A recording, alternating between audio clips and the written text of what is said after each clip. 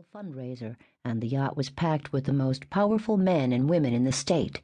The men, looking handsome in dark dinner jackets, and the women, elegantly clad in fancy cocktail dresses and magnificent jewelry, all added to the glamour of the event. Brandon Taylor, the stately managing partner of Taylor, Dennison and Evans, the law firm at which Ryan recently had been named a partner, was making his way around the deck, shaking hands and stroking egos.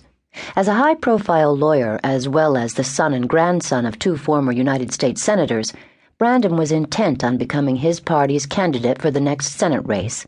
So far, no one of any importance had chosen to oppose him for the nomination, and Brandon was busy ensuring that no one would, especially Paul Worthington, the multi-millionaire owner of this magnificent yacht. Rebecca tossed back her head of red hair, which cascaded over her shoulders in a mass of curls, and nudged closer to Ryan. "I love you," he whispered in her ear, his breath warm against her cheek. "I love you too," she murmured. When the music stopped, Ryan pulled away and immediately began to glance around. Watching him, Rebecca could see that the haunted look was back on his face.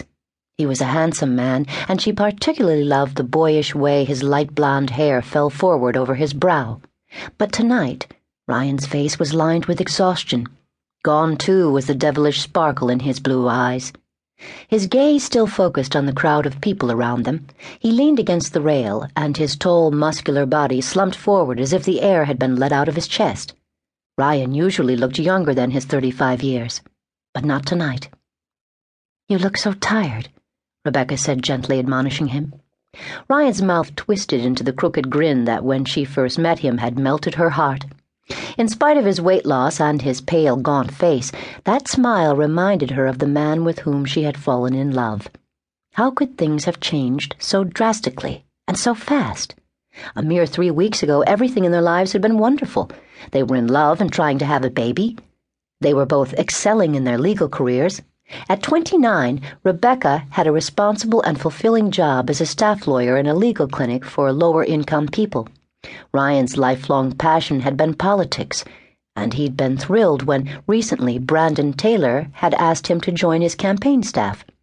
Rebecca and Ryan were often amused by the fact that their only arguments were not about the differences in their religions, which didn't seem to pose a problem, but about politics.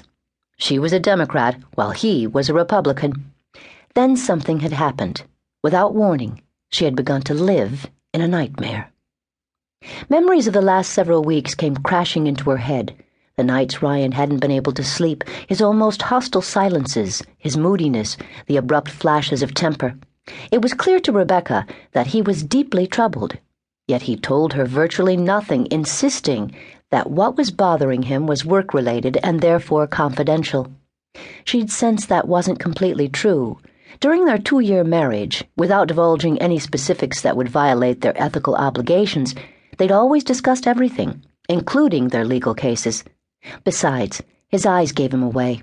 He was hiding something from her. Well, if she was going to help him, she had to find out what it was. Ryan started searching his pockets, looking for a cigarette. "It was your idea to stop smoking when we started trying to have a baby," she reminded him wryly, the corners of her mouth turning upwards. "Please, babe." He took the pack out and removed one. "I'm at least trying to keep it down to 2 a day." Rebecca decided not to press him. He still had a lot of mingling to do tonight, locking up as much support as possible for Taylor's candidacy. She'd wait until they were in the car on their way home to try and find out what was disturbing him so much. A crew person dressed in a crisp white uniform with epaulets approached Rebecca and Ryan. He nodded to them and smiled. "Your host has asked that any smoking be confined to the stern of the boat, in the fishing cockpit. May I show you the way?" Ryan glanced at her, a question in his eyes. "Go ahead," Rebecca said softly. "I've got to fix my contact lens. I'll meet you back up here in a little while." "Okay." He looked at her lovingly, then brushed his lips against her forehead. "See you soon." Rebecca watched him follow the crew person to the circular stairway that led to the lower levels of the boat. Just before Ryan's head disappeared from view, their eyes met, and he gave her a smile. It sent a rush of warmth and hope through her. Somehow they would work things out.